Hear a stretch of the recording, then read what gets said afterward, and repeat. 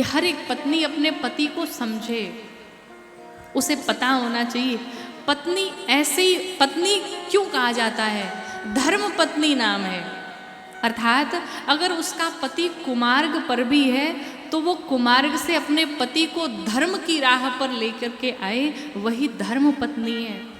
और पत्नी की परीक्षा कब होती है, जब पति संकट में हो, उसके पास धन नहीं हो, बहुत निर्धन हो, उस समय एक पत्नी की भी परीक्षा होती है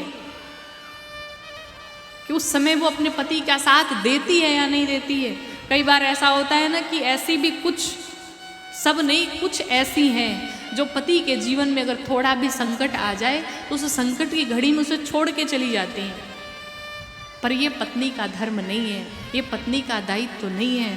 पत्नी का यही धर्म है कि हर प्रकार से, हर संकट में, हर सुख दुख में वो अपने पति के साथ खड़ी रहे, वही धर्म पत्नी है। कल्पना करते हैं कि मुझे सीता जैसी बहू चाहिए तो आपको भी कौशल्या जैसी सास बनना पड़ेगा।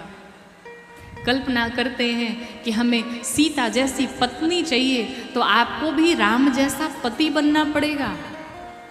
सीता जैसी पत्नी सबको चाहिए, बहू सबको चाहिए, पर राम जैसा बेटा कोई नहीं बनना चाहता है, राम जैसा पति कोई नहीं बनना चाहता है, कौशल्या जैसी सास कोई नहीं बनना चाहता है।